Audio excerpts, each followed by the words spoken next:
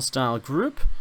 Let me just drag some things around on the screen, and we should be good to go. Now, oh, well, straight away, game sounds too loud. Music's too loud. Is that okay for you guys? It's really loud for me. I'm gonna have to turn it down just a tad. If I turn it down a tad for myself, I might be able to turn it up a tad for you. Just let me know how much the game sound needs changing, guys. I'm on a 2-minute delay, so it'll take a little while to fix, maybe this first game or so. So let's try and figure that out and get this going. As we do, let me just double check we are. Yes, okay, we are in game. I only have one screen to work with, so you guys are going to have to spam chat and shout at me if we're not on the right overlay or anything, okay? Bottom right-hand side, our Blue Protoss player is Deer, playing against the Red Terran. In the top left from Storm Gaming, GuMiho, in a best-of-3 series here to get things underway. Let's find someone to follow here because I'm not on the most easy to observe setup, so we'll try and take the early games easy a little bit. Are my singing lessons online singing lessons? No, every week I go on a little bit of a drive to my singing instructor's house, and we do some singing. That's what we do. That's how I do it. It's fun. It's really fun. It was one of those things where one day I was just playing my piano and I really fancied, like, I was trying to learn a piece that obviously is like, it's a piano piece. It's like a song which is a piano piece, which also has singing. And I was like, well, it'd be kind of cool if I could do both together, right? So then I was like, you know what? Why don't I go try and learn to sing? Whoever's observing is now not observing. So I was like, you know what if I try and learn to sing? So I googled singing lessons near me. I found a website. I found a guy that had good reviews. I booked a lesson, and I've been going ever since. It's really fun. It's one of the best. It's probably the best thing I've done this year. Well, that's hard to say, but it's one of the best things I've done for myself this year. Put it that way, because it's been a lot of fun. It's been pretty fun. It's been pretty cool.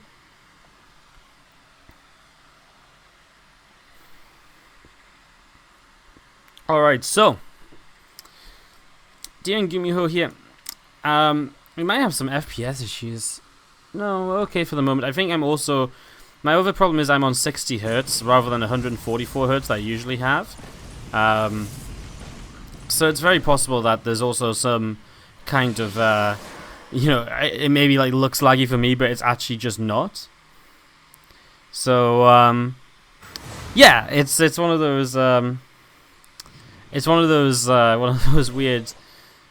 weird things where, again, I think it's actually okay for now. It actually says we've got like 60 plus FPS, which is pretty good, so looks like we're alright for the moment, and looks like everything is running smooth, so yeah. 2 Reaper kills, not bad at all at the start here for GuMiho. 2 probes on that Reaper, gets out of there alive. He's going into Hellions behind this, so looking for a little bit of Hellion pressure in these early stages, while in the meantime from our Protoss we're going to be seeing an Oracle to start things up, so that's Stargate. Typically very good at defending these early kind of Hellion attacks, etc. Oracle can actually rip through Hellions pretty quickly, and, you know, if you go into Phoenix as well, then the Phoenix can chase down the medevac, the Phoenix can lift up units to stop them getting away. This was another probe kill on the Reaper, and nearly got another one as well if it wasn't for that probe block that came in. It means that everything's in the main, and the Hellions go into the natural straight away, so the first 2 Hellions alone get, what, 3-4 more workers? So already a lot of damage done here by GuMiho in the early stages, as that Hellion is going to escape out through the center of the map now. Meanwhile, the Oracle heading up to the top left, but obviously having to use some of its energy to defend back at home means it doesn't have as much energy to get much done over here. I mean, 28 energy, it can barely pop Pulsar Beam, and pop Pulsar Beam would have the energy to kill like 2 SCVs and it would be out, so there's actually not really a lot for this Oracle to do just yet. There is Pulsar Beam, 1 SCV. I mean, the Viking was there as well. Jay's just going to take what he can get, which is not a lot just yet. With a depth shading up here, this might be a bit more hopeful because there's no bunker, there's only 2 Marines. 3 Adepts obviously one-shot those Marines, but there's the Cyclone at least. Still will need to pull some SCVs to help out. For some extra damage, it's already 3 workers killed across the map, though the Hellions are back in that mineral line. This is the problem if the Adepts haven't moved across the map, as the Phoenix now coming through, and that's going to be one of the Hellions lifted up. But man, more probes are dropping. And even this one Hellion that's still around, yeah, just needed to lift it, because it could have gotten so much more done already. So good job there. Thank you so much, Bugonson, for the $10 donation. I'll read your message after the game. Again, I only have one screen today, so I can't actually. I have to do a Hearthstone where I actually have to tap out to see who's donated and stuff. So apologies for that. But thank you so much for the $10 donation. Really do appreciate it. All right, so as the factory drops down a reactor, and this next barracks or two comes in as well. We're actually going to see Cloak Banshees on the way from GuMiho. Interesting choice, considering, I mean, it's been scouted as well, but considering there's Phoenix on the map, considering there's an Oracle too, it's not like there is... I feel like there's just not loads of hope for this to give much chance. Oh my god, what an interception. First Phoenix, well, Phoenix just runs in, and the first Banshee gets shot down immediately. However, does lose a Phoenix.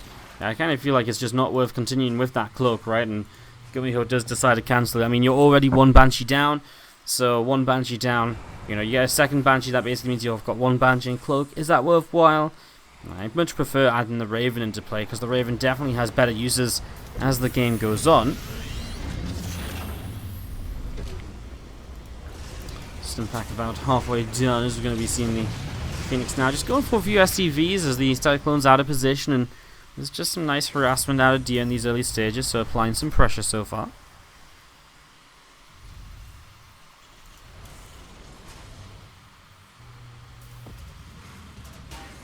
And Stimpack just about halfway done here as +1 attack. Comes up on the Engineering Bay. Robo Bay going to drop into the main base with the Forge. Dropping down just next to it.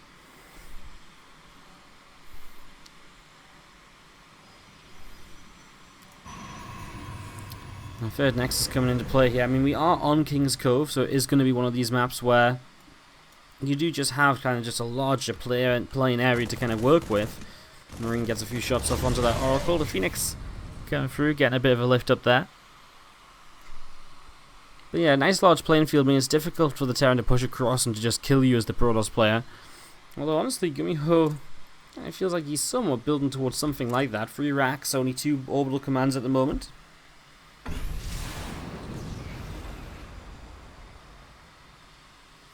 Let's just have the Phoenix, the Oracle coming up in towards the main. Viking and Marines hanging out to the right hand side. Here's Dia still positioning, still trying to see what the plan may be. Combat shields coming up as the Marine's going to come and stim underneath the Phoenix. Going to get taken down and chased away. Meanwhile, the extra Marines on the way out. Combat shields +1 attack coming through as well. And this Colossus has been chrono boosted up on the natural expansion. Obviously, Colossus is going to really power up this army on 3 bases now, as that's going to be a delayed 3rd base. SCV picked off there, and well, here comes the push from GuMiho. This is the push that kind of does need to get something done, it feels like.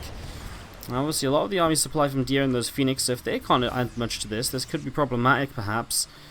GuMiho is going to have +1 attack. He does have stim. He might have combat shields for this fight as well, depending on how long he takes to set up.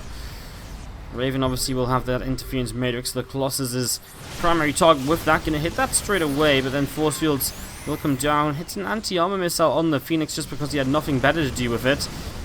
Raven was about to die, and obviously at this point has been picked off. Oh my god, the lack of combat shields is deadly as GuMiho runs back into force fields. That's a huge cleanup from Dia. GuMiho just loses so much there. I mean, the Colossus just absolutely lasered down Marines that were just a little bit bruised from the stim pack, and then of course, on top of the stim pack, we also had that issue of the Colossus. The Colossus just lasered them, there's no combat shields, and, you know, though, from there, it just kind of everything just died instantly, so GuMiho's Marines get shut down pretty quick, and yeah, gets into a pretty good spot from this now then. Phoenix gonna get shot away at. This group of units thinking about maybe moving up in towards the 3rd base. A 4th Nexus from Dia dropping down as well. 4th Nexus comes down as we're going to see Stalkers and Colossus getting rid of a supply depot at the front. I mean, it is King's Cove, so it's a difficult map to attack in on, which is kind of why it was intriguing to see GuMiho setting up for aggression, although, I mean, you can see there was some hope with the Raven, etc. Obviously didn't work out. It's interesting that he then continued to try and push further forwards. Obviously, Dia decides just to leave it on 3 bases of GuMiho. He's going up to his own 4th. I think he's very happy to play the game out from here, no matter what.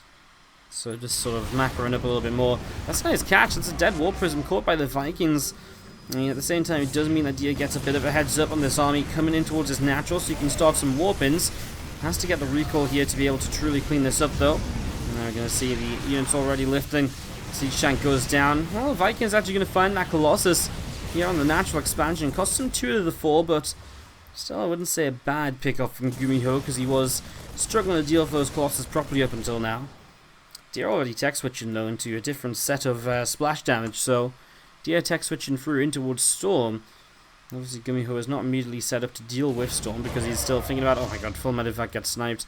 He's still thinking about dealing with kind of Colossus a little bit, so in general here, GuMiho is, I feel like is in a little bit of trouble, honestly, at the moment. 2 more Liberators on the way out as Zealots, Stalkers, Sentries and Colossus heading to the top left-hand side. It's a big army supply lead for Deer, although he's missing upgrades. Colossus trying to get shots off where they can. The Storm's going to help a lot to dictate where those Vikings can and cannot be. GuMiho still just has a lot of his Marines loaded up in medevacs. That really doesn't help you here. Another tank on the high ground. The Colossus could just go forwards and get rid of that tank. That would work so well for him. Because the tank is very unprotected, and obviously the Colossus have the range anyway. Now we're going to see units try and drop on top of the Colossus. One of the Colossus goes very low, as we see Liberator going to just get targeted down. Decides just to go for the kill there. A couple more Vikings showing up, and Colossus continue to fall. It's only that Colossus left, and it will be saved. If only for the moment. Ghost Academy has just finished up. So GuMiho realizing as he gets Cloak right away, he's realizing that he really does need to invest into something a little bit more here to really help himself out. Now that Storm's in play, he thinks Ghosts are going to be a good addition alongside Liberators. And he's going to start playing a very different style to how he was playing just against the Colossus, where he was obviously looking to use those Vikings a lot to help out. There's a Storm drop moving into an Archon now. That might actually survive. War Prism. Still lifted up. Yeah, not paying enough attention. But yeah, it puts you in a pretty interesting spot here because Deer is going across the map and is looking pretty dangerous with leading upgrades as well. What does GuMiho do about this? Ever since some of those earlier fights, GuMiho has been trailing a little bit. Yeah, losing a few SCVs here and there as well obviously hasn't helped him either. As this army of Deer continues to the upper left-hand side, Zealots are looking to take the lead in. And charging through that command center immediately in some trouble. First tank goes down, the Liberators, well, now they're going to be stacked up, so the Storm comes down on them. The Stalkers are targeting them down very easily as well.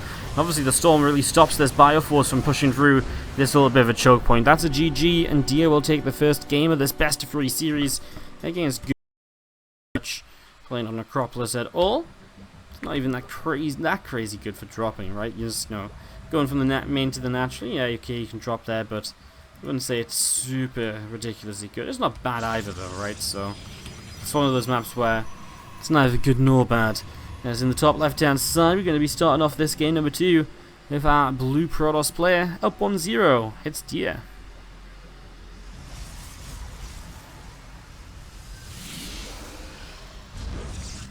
Bottom right-hand side.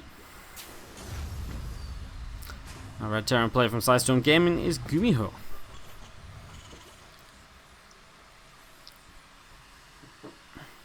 I might not get enough sleep. It's just been a weird few days because on Friday I traveled to Korea, which means I arrived in Korea at like 8 AM Saturday morning.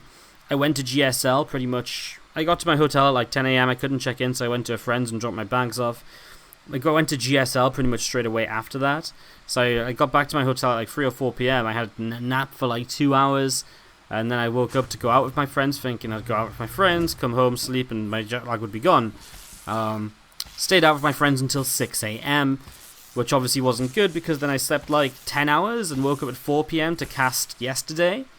Then I casted like 6-7 hours and went straight back to sleep. So my problem today is that I just woke up a bit early. And my sleep's just a little bit off still, so it's just one of those jet lag things and kind of not doing things right in terms of trying to fix the jet lag. And on top of all of that, I also just did a lot today, so I've been out exploring Korea, so I am just in a little bit of a tired out state, so that's what's going on. Let me just double check again. Yeah, the game is on. Sorry guys, again, I'm just on a single screen. I don't want to make any mistakes. I don't want to be showing my face talking away while you guys are meant to be watching the game, because we're on a 2-minute delay as well, so we have to be just very careful about those little things, right? We don't want to make those mistakes or anything silly. So worth, losing game sounds and game motion for 1 second while I check than you guys being in pain for another few minutes or whatever.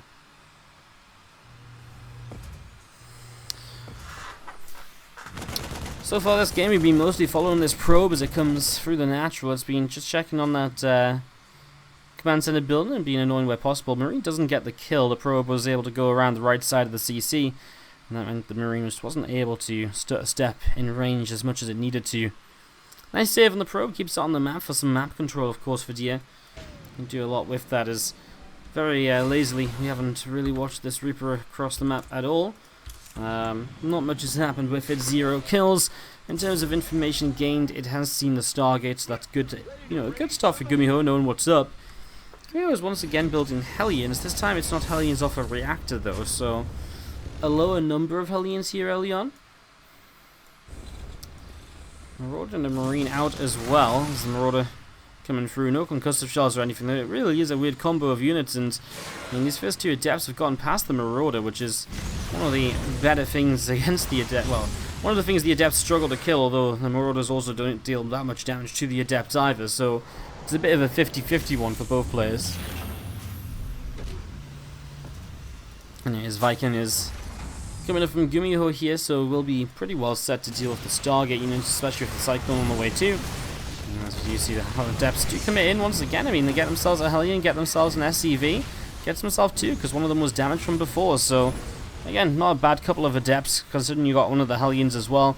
Obviously takes away some of the map control, and it's that distraction in the natural is now the main base under attack, and that's going to be, well, 5 workers killed in total. Obviously a couple of these SCVs were low, and perhaps could have gone maybe up to 6 or 7 worker kills there. I think 6 was very doable. 7 maybe if you'd... 7 would have been really borderline, but probably wouldn't have quite worked out.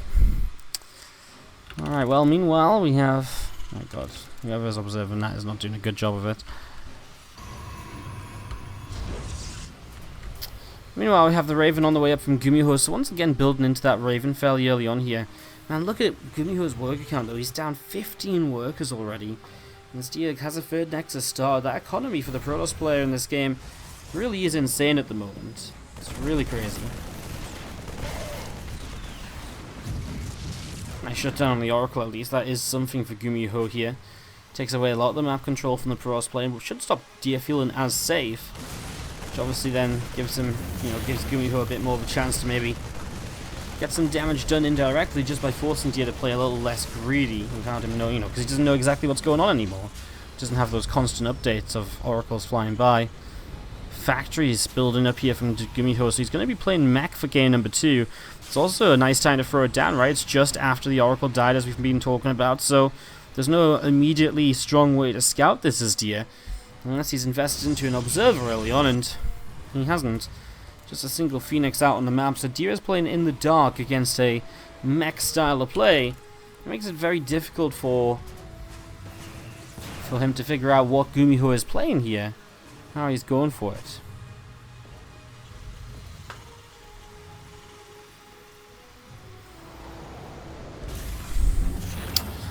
More Prism about halfway done. Charge going to complete shortly. 2 more Stalkers warping in. Maybe Zealot, a few more gates, Templar Archives. Very typical setup for the moment is another factory dropping down onto the reactor now. This is the point where GuMiho either dies to the upcoming aggression or he really just gets into an amazing spot playing mech, where then it's very difficult for Dia to kill him. GuMiho isn't really set up extremely strongly just yet. And Dia's adding more gateways, so I'm getting a bit worried, but it's also because he's going into a pretty fast storm. You've got to remember, Dia still doesn't know exactly what he's playing against just yet, so he's still a little bit in the dark with this decision making, and then say Storm first against the mech isn't necessarily an amazing thing to have. Like, Storm's never terrible, but I feel like investing into Immortals and Archons, etc. goes much further than having Storm up.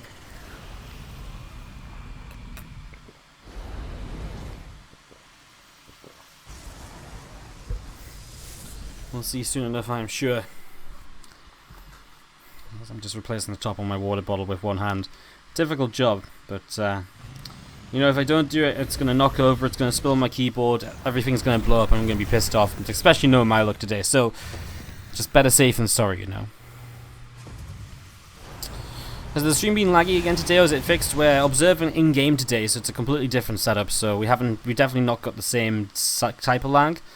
I do feel like later in the games, like if we get some late game scenarios, my computer, my PC, my laptop here might have some FPS issues. But I believe I've got the settings set up, so we should stay pretty good on FPS for the majority of the game. But again, it's one of those things where we're just sort of testing and going with it. The last time I streamed on my laptop was a long time ago, maybe about a year ago.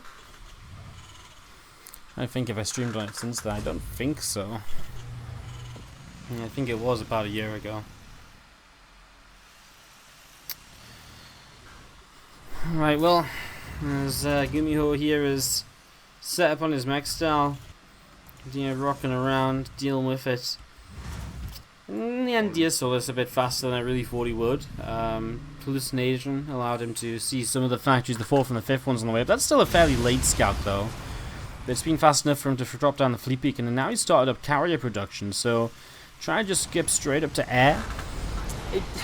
It does have a big question mark over its head, though, because while air is good against this mech style, if GuMiho has enough Vikings and Cyclones in play, they can actually do very well cleaning that up, as that's going to be a couple deadly storms. Man, so many SCVs going down. 13 workers. I guess he does lose a Prism and 2 High Templar, as Archon gets cleaned up by the Vikings, dropped down in the main. What heroes? Kills the War Prism, kills the Templars, morphing into an Archon. Nicely done so far. As let's see a few more tanks sieging up from GuMiho again, just staying safe on the free bases for the moment. Just no sign of a 4th command center, which is maybe the next most interesting thing, because GuMiho usually, obviously, typically would have a lot of minerals left over for mech. But this game, not at all. He really is just going and going and going into a lot of Hellions, and for a lot of Hellions in play, again, it just means he doesn't quite have the money for the 4th CC as fast as a lot of players would have a 4th CC ready in this game. Because again, it's not been a overly aggressive game, right? There wasn't anything super crazy happening early.